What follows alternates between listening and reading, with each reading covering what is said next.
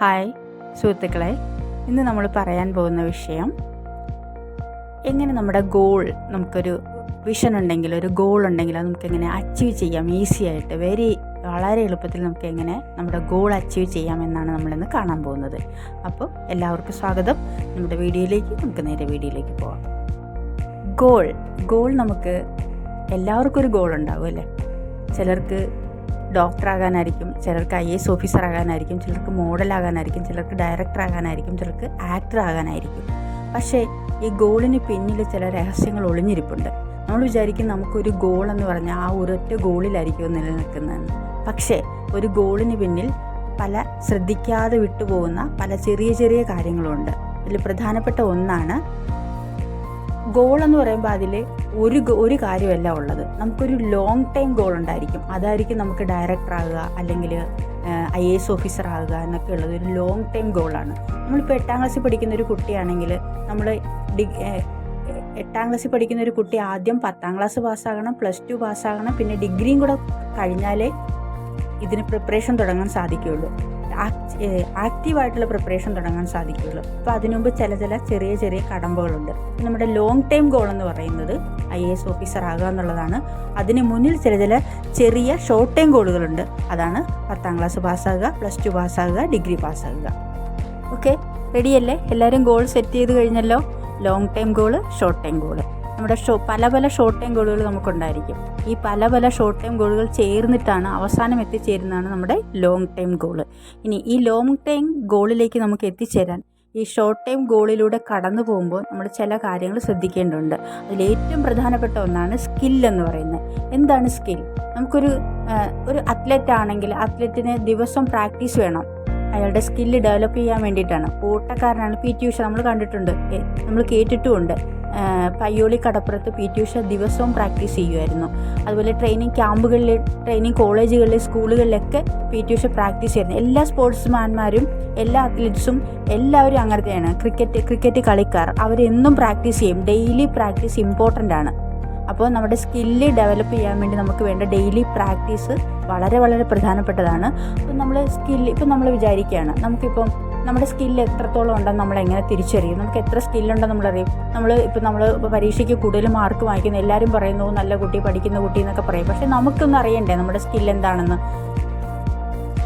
നമ്മുടെ സ്കില്ല് അറിയാൻ വേണ്ടിയിട്ട് നമ്മൾ ചെയ്യേണ്ട കാര്യം, നമ്മളിപ്പോൾ എവിടെ നിൽക്കുന്നു എന്നറിയണം. നമ്മളിപ്പോൾ തിരുവനന്തപുരത്ത് പോകാൻ നിൽക്കുകയാണെങ്കിൽ നമ്മളൊരു ബസ്സിൽ കയറണം, അല്ലെങ്കിൽ ട്രെയിനിൽ കയറി പോകണം തിരുവനന്തപുരത്തേക്ക്. പക്ഷേ തിരുവനന്തപുരത്തേക്ക് പോകണമെന്നുണ്ടെങ്കിൽ നമ്മൾ എന്തറിഞ്ഞിരിക്കണം? നമ്മൾ എവിടെയാണ് നിൽക്കുന്നതെന്ന് അറിയണം. നമ്മൾ ആലപ്പുഴയിലാണോ, കോട്ടയത്താണോ, കാസർഗോഡാണോ, കണ്ണൂരാണോ, എറണാകുളത്താണോ, കൊല്ലത്താണോ, അതോ തിരുവനന്തപുരത്ത് തന്നെയാണോ നമ്മൾ നിൽക്കുന്നതെന്ന് അറിഞ്ഞെങ്കിൽ മാത്രമല്ലേ നമുക്ക് അങ്ങോട്ട് പോകാൻ സാധിക്കൂ. ആദ്യം നമ്മൾ എവിടെയാണ് നമ്മൾ നിൽക്കുന്നതെന്ന് അറിയണം. അവിടെ നിന്ന് വേണം നമ്മൾ തുടങ്ങാൻ. അപ്പം നമുക്കിപ്പം SSLC പാസ്സാവുന്ന നമ്മുടെ ഫസ്റ്റ് കടമ്പയാണ്. നമ്മുടെ ഷോർട്ട് ടൈം ഗോളാണെങ്കിൽ നമ്മൾ ആദ്യം അറിയേണ്ടത് എന്താണ്? നമുക്ക് വായിക്കാനും എഴുതാനും അറിഞ്ഞുകൂടാത്ത ഒരാളാണെങ്കിൽ നമ്മൾ ആദ്യം ചെയ്യേണ്ടത് എന്താണ്? എഴുതാനും വായിക്കാനും പഠിക്കുക എന്നുള്ളതാണ്. അത് കഴിഞ്ഞിട്ടാണ് നമ്മൾ പുസ്തകം വായിക്കുക. പുസ്തകം വായിച്ച് കാര്യങ്ങൾ മനസ്സിലാക്കി, ഗ്രഹിച്ച്, പഠിച്ച് ചോദ്യത്തിന് ഉത്തരം എഴുതിയാൽ മാത്രമാണ് നമുക്ക് 10ാം ക്ലാസ് പാസ്സാകാൻ സാധിക്കുക. ആദ്യം നമുക്ക് വേണ്ടത് സ്കിൽ ഡെവലപ്മെൻ്റ് ആണ്.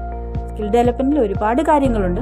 പക്ഷേ ഇപ്പോൾ നമ്മൾ ചെറുതായിട്ട് പറയുന്നതുകൊണ്ട് സ്കിൽ എന്താണെന്ന് നമ്മൾ തിരിച്ചറിയുക. അടുത്തതായിട്ട് കോൺഫിഡൻസ്.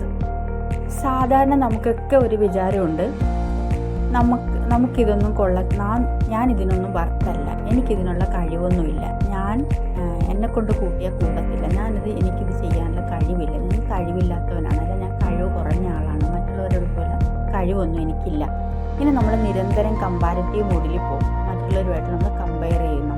കമ്പയറിന് എന്താ പറയുന്നത്? ഒരിക്കലും നമ്മൾ ആരെയും ഫെയിലിയർ ഓഫ് ഇൻ്റലിജൻസ് എന്ന് പറഞ്ഞാൽ ബുദ്ധിയുടെ പരാജയമാണ് കമ്പാരിസൺ. കാരണം ഓരോരുത്തരും യൂണീക്കാണ്. ഓരോരുത്തരുടെയും കഴിവെന്ന് പറയുന്നത് വേറൊരാളോട്ട് കമ്പയർ ചെയ്യാൻ പറ്റത്തില്ല. ഓരോ രീതിയിലാണ് ഓരോരുത്തരുടെ കഴിവ്. ആ കഴിവ് നമുക്ക് അനുയോജ്യമായ രീതിയിൽ നമ്മൾ എങ്ങനെ പ്രയോജനപ്പെടുത്തുമ്പോഴാണ് നമുക്ക് വിജയം വരുന്നത്. അപ്പോൾ ആദ്യം നമുക്ക് വേണ്ട നമ്മളിലുള്ള നമ്മുടെ വിശ്വാസമാണ്. എനിക്കിത് സാധിക്കും, എനിക്കിത് പറ്റും, എന്നെക്കൊണ്ട് സാധിക്കും. നമ്മളെ തന്നെ നമ്മൾ സ്വയം വിശ്വസിക്കുക. നമുക്ക് പാടായിരിക്കും ചിലപ്പം ആദ്യം തുടക്കത്തിൽ അങ്ങനെ വിശ്വാസം ഇല്ലാത്ത രീതിയിൽ ആണ് നമ്മുടെ ഒരു ബിലീഫ് സിസ്റ്റം എങ്കിൽ നമുക്കതിലോട്ട് പോകാൻ പ്രയാസമായിരിക്കും. പക്ഷെ നമ്മൾ സ്വയം പറയുക, എനിക്കിത് പറ്റും, ദിവസവും പറയുക, ഉറങ്ങുന്നതിന് മുമ്പ്, ദിവസം രാത്രി കിടക്കുന്നതിന് മുമ്പ് ദിനവും പറയുക, എനിക്കിത് സാധിക്കും, ഐ എം ഏബിൾ, എനിക്ക് പറ്റും, എനിക്കിത് സാധിക്കും എന്നുള്ള രീതിയിൽ I can do, I can do, I can do, ഇത് നമ്മൾ പറയുക. നമ്മളിൽ തന്നെ ഒരു 21 ദിവസം ഇങ്ങനെ പറയുമ്പോൾ തന്നെ നമ്മൾ വേറെ ആളായിട്ട് മാറിയിട്ടുണ്ടാവും. നമുക്കത് സാധിക്കും, എന്ത് സാധിക്കും എന്നുള്ള ചിന്ത നമ്മളിൽ വളരും. അതാണ് കോൺഫിഡൻസ്.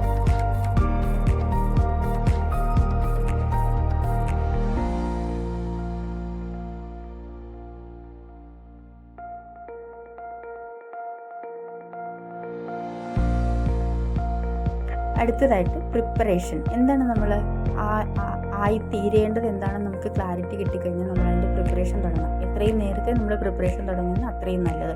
ഇപ്പോൾ IAS ഓഫീസറാകാൻ നമുക്ക് 8ാം ക്ലാസ്സിൽ പ്ലാൻ ഉണ്ടെങ്കിൽ അപ്പോഴേ തന്നെ പ്രിപ്പറേഷൻ തുടങ്ങുക. പ്രിപ്പറേഷൻ വളരെ വളരെ ഇമ്പോർട്ടൻ്റ്. നമ്മൾ നേരത്തെ PT ഉഷയുടെ കാര്യം പറഞ്ഞില്ലേ, ദിനവും പ്രാക്ടീസ് ചെയ്യുന്നത് പ്രിപ്പറേഷനാണ്. അതിലേക്ക് എത്തിച്ചേരാനുള്ള പ്രിപ്പറേഷൻ നമ്മൾ എന്താക്കും, പെർഫെക്റ്റ് ആക്കും. പ്രാക്ടീസ് നമ്മളെ പെർഫെക്റ്റ് ആക്കും. അപ്പോൾ പ്രിപ്പയർ ചെയ്യുക എന്നുള്ളത് വളരെ പ്രധാനമാണ്. പ്രിപ്പറേഷന് പല ടെക്നിക്സും ഉണ്ട്. ഇപ്പോൾ നമുക്ക് നമ്മുടെ സ്കിൽ ഡെവലപ്പ് ചെയ്യുന്ന കാര്യത്തിൽ നമ്മൾ പറഞ്ഞില്ലേ, നമുക്ക് അറിവ് കൂട്ടുക. സ്കിൽ ഡെവലപ്പിൻ്റെ പ്രധാനപ്പെട്ട കാര്യങ്ങൾ എന്താണ്? അറിവ്, നോളജ് കൂട്ടുക. നോളജ് കൂട്ടാൻ നമ്മൾ എന്ത് ചെയ്യണം? വായിക്കണം. എന്തൊക്കെ വായിക്കണം? പുസ്തകങ്ങൾ, എല്ലാ തരത്തിലുള്ള പുസ്തകങ്ങൾ വായിക്കണം. പുസ്തകങ്ങൾ വായിക്കാൻ നമുക്ക് ഈ പുസ്തകങ്ങളെല്ലാം നമുക്ക് പെട്ടെന്ന് വായിച്ചെടുക്കാൻ പറ്റത്തില്ലല്ലോ. അപ്പോൾ നമ്മൾ എന്ത് ചെയ്യണം? അതിന് ഷോർട്ട് കട്ടുകൾ സ്വീകരിക്കണം. ഷോർട്ട് കട്ടുകൾ എന്താണ്? നമ്മളെല്ലാ പുസ്തകവും പ്രധാനപ്പെട്ട പോയിന്റുകൾ മാത്രം ബുക്കിലെ ഓരോ പേജിലെയും വായിക്കുക. സ്കിമ്മിങ് ആൻഡ് സ്കാനിങ് എന്നൊക്കെ നമ്മൾ കേട്ടില്ല. സ്കാൻ ചെയ്ത് നോക്കുക പ്രധാനപ്പെട്ട പോയിന്റുകൾ എന്തൊക്കെയാണ്. സ്കിമ്മിങ്, കീവേഡ്സ്, പ്രധാനപ്പെട്ട കീവേഡ്സ് നോക്കിയിട്ട് അത് മാത്രം വായിച്ചു പിടിക്കുക. അല്ലാതെ ഈ 2000 പേജിലെ ബുക്കെല്ലാം നമുക്ക് ഒരു മാസം കൊണ്ട് ഒരു വർഷം കൊണ്ട് ഇതിലും നമുക്ക് പഠിച്ചു തീർക്കാൻ പറ്റത്തില്ല. നമുക്ക് പ്രധാനപ്പെട്ട കാര്യങ്ങൾ മാത്രം നോക്കി പഠിക്കുക. സ്കിമ്മിങ് ആൻഡ് സ്കാനിങ് ടെക്നിക്സ് ഉപയോഗിക്കുക. പിന്നെ പല വിഷയങ്ങളുടെ താഴത്തിലും പരപ്പിലും നമ്മൾ പഠിക്കുക. അതായത് സമുദ്രത്തിന് എത്ര ആഴമുണ്ട്, എത്ര പരപ്പുണ്ട്, അതേപോലെ നമ്മുടെ സമുദ്രത്തിൻ്റെ ആഴവും പരപ്പും നമ്മൾ കൂട്ടുക. അതായത് നമ്മുടെ അറിവാകുന്ന സമുദ്രത്തിൻ്റെ ആഴവും പരപ്പും നമ്മൾ ദിവസവും കൂട്ടാനായിട്ട് ശ്രമിക്കുക. ഇതാണ് പ്രിപ്പറേഷൻ. അടുത്തത് മെൻ്റൽ പിക്ചർ. നമ്മൾ എന്തായിത്തീരുന്നു. നമുക്കിപ്പോൾ IAS ഓഫീസർ ആണെങ്കിൽ നമ്മൾ ഒരു IAS ഓഫീസർ ആയിട്ടിരുന്ന ആൾക്കാരുടെ പ്രശ്നങ്ങൾ പരിഹരിച്ചിട്ട് അവർ തൃപ്തരായി ജീവിക്കുന്നതൊക്കെ നമ്മൾ കാണുക. ഒരു ഡോക്ടറാണെങ്കിൽ നമ്മൾ രോഗികളെ ചികിത്സിച്ചത് കാണുക. ചികിത്സിക്കുന്നതും രോഗം സുഖപ്പെടുന്നതും ഒരു സന്തോഷത്തോടെ ജീവിക്കുന്നതൊക്കെ നമ്മൾ മനസ്സിൽ കാണുക.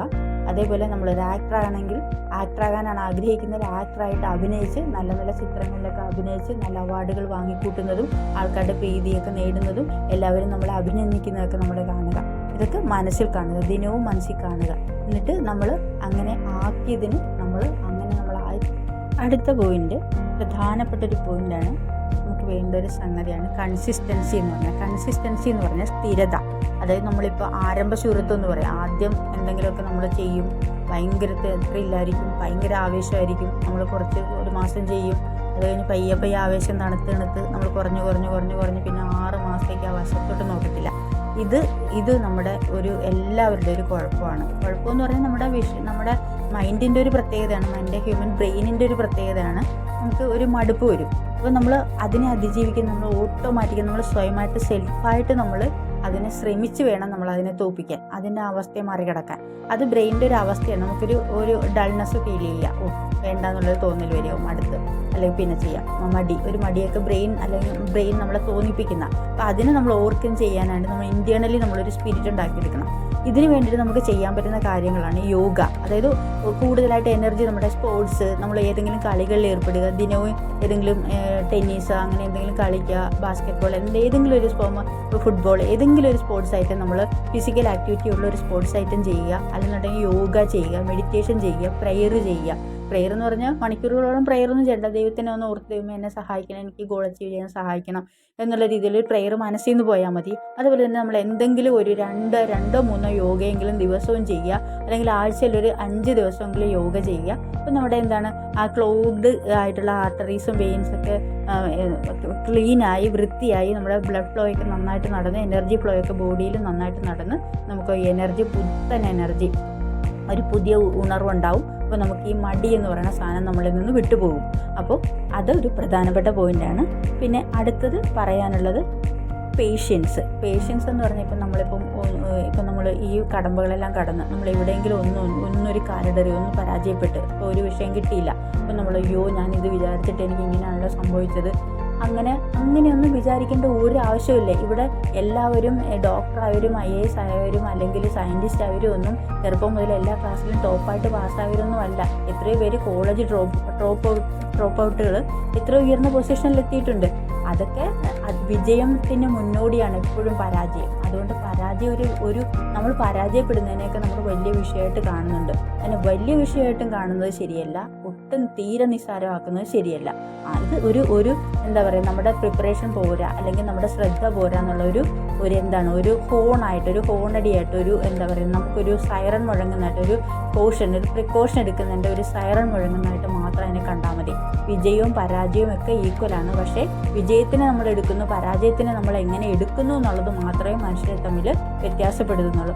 പരാജയം എടുക്കുന്നു കഴിഞ്ഞാൽ അത് നമുക്കൊരു സൈറൺ മുഴക്കാണ്, നമ്മൾ ഇത്രയും ശ്രമിച്ചത് പോരാ, നമ്മൾ കുറച്ചും കൂടെ നന്നാവണം എന്നുള്ള ആ രീതിയിൽ മാത്രം എടുത്താൽ മതി. ഈ 10ാം ക്ലാസ്സിൽ ഒരു വിഷയം തോറ്റാലോ +2 തോറ്റാലോ അതൊന്നും ജീവിതത്തിലെ നമ്മുടെ എല്ലാ അളവുകോലും എല്ലാത്തിൻ്റെ ഒരു മാനദണ്ഡം ആകുന്നില്ല ഒരിക്കലും. അതൊരു കടമ്പ മാത്രമാണ്. പക്ഷേ അങ്ങനത്തെ ചെറിയ പരാജയങ്ങൾ ഉണ്ടായാൽ പോലും നമ്മളത് ഉപേക്ഷിക്കാതെ നമ്മൾ സ്ഥിരതയോടുകൂടി നമ്മൾ മുന്നേറുക. ആ കുറവ് പരിഹരിച്ച് നമ്മൾ എത്രയോ കടന്നിട്ടാണ് നമ്മൾ ഓരോ കാര്യങ്ങളിലും വിജയം വരിക്കുക. അപ്പം നമുക്കൊരു വിഷയം തോറ്റാലോ ഒരു വർഷം പോയാലോ അതൊന്നും ജീവിതത്തിലെ പ്രത്യേകമായിട്ടൊന്നും എടുത്ത് മാറ്റുന്നില്ല. നമ്മളെ ഒന്നിനും കൊള്ളാത്തവരാണെന്നോ അല്ലെങ്കിൽ നമുക്ക് വിജയം ഒരിക്കലും കിട്ടില്ലെന്നോ എന്നുള്ള ഒരർത്ഥമല്ല അത് തരുന്നത്. നമ്മുടെ പ്രവർത്തനം അല്ലെങ്കിൽ നമ്മൾ കുറച്ചും കൂടെ ഇമ്പ്രൂവ് ചെയ്യാനുണ്ട്, നമ്മൾ കുറച്ചുകൂടെ നന്നാവാനുണ്ടെന്നുള്ള ഒരു സിഗ്നൽ മാത്രമാണത്. അതായത് നമ്മൾ പ്രവർത്തിക്കുന്നത് പോരാ അല്ലെങ്കിൽ നമ്മുടെ പരിശ്രമം പോരാ, നമ്മൾ കുറച്ചും കൂടെ ഇമ്പ്രൂവ് ചെയ്യാനുണ്ട് എന്ന് നമുക്കൊരു സിഗ്നൽ തരുന്നത് മാത്രമാണ്. നീ ഉദ്ദേശിക്കുന്ന ലക്ഷ്യത്തിലേക്ക് എത്തണമെങ്കിൽ ഇത് പോരാ, ഇച്ചിരി കൂടെ നീ പരിശ്രമിക്കണം എന്ന് നമ്മളെ ഒന്ന് ഓർമ്മപ്പെടുത്തൽ മാത്രമാണ് പരാജയം എന്ന്. അടുത്ത പ്രധാനപ്പെട്ട ഒരു കാര്യമാണ് നമ്മുടെ ഗോൾ അച്ചീവ്മെൻറ്റ്. ഇത് പറയുമ്പം തന്നെ നമുക്കൊരു സന്തോഷം വരുന്നുണ്ടല്ലേ. നമ്മൾ ഗോൾ അച്ചീവ് ചെയ്യുന്നതായിട്ട് നമ്മൾ കാണുക. നമ്മൾ എന്താണോ ആഗ്രഹിച്ചത് നമ്മുടെ കയ്യിലെത്തി. എന്താ പറയുന്നത്, എൻ്റെ ഒരു യൂണിവേഴ്സ് മൊത്തം നമ്മളെ സഹായിച്ചു. നമ്മളൊരു കാര്യം തീവ്രമായിട്ട് ആഗ്രഹിക്കുകയാണെങ്കിൽ അത് എൻ്റെ universe will conspire for you എന്നാണ് പൗലോ കൊയ്ലോ തൻ്റെ പുസ്തകത്തിൽ പറഞ്ഞിരിക്കുന്നത്, അല്ലെ ആൽക്കെമിസ്റ്റ് എന്നുള്ള പുസ്തകത്തിൽ. അതായത് നമ്മൾ അത്ര തീവ്രമായിട്ട് പാഷനേറ്റ് ആയിട്ടാണ് ആഗ്രഹിക്കേണ്ടത്. നമ്മുടെ ആഗ്രഹം തീവ്രമാണെങ്കിൽ നമ്മൾ എത്രയോ തീവ്രമായിട്ട് നമ്മൾ ആഗ്രഹിച്ച് പരിശ്രമിച്ചാൽ ഈ പ്രപഞ്ചം മുഴുവൻ അത് നമുക്ക് തരാൻ വേണ്ടിയിട്ട് ശ്രമിക്കുകയും പ്രപഞ്ചം അതൊരു സ്വർണ്ണ താളത്തിലാക്കി നമ്മുടെ മുന്നിൽ കൊണ്ട് തരികയും ചെയ്യുന്നതാണ് പറയുന്നത്. അപ്പോൾ നമുക്ക് ആ ഗോൾ അച്ചീവ് ചെയ്ത് കഴിഞ്ഞിട്ടുള്ളൊരു സന്തോഷം, ആ സന്തോഷം നമ്മൾ എത്തിച്ചേർന്നു, നമ്മുടെ പരിശ്രമത്തിന് ഫലമുണ്ടായി, റിലാക്സേഷൻ, സന്തോഷം, സമാധാനം. അപ്പം അതാണ് ഗോൾ അച്ചീവ്മെൻറ്റ്. അവസാനത്തെ സ്റ്റേജാണ് ഗോൾ അച്ചീവ്മെൻറ്റ്. അതിന് എല്ലാവരെയും ദൈവം അനുഗ്രഹിക്കട്ടെ. എല്ലാവർക്കും നന്ദി. ഈ വീഡിയോ കണ്ടതിലും എല്ലാത്തിനും എല്ലാവർക്കും നന്ദി. എല്ലാവരും ദൈവം അനുഗ്രഹിക്കട്ടെ. Thank you so much.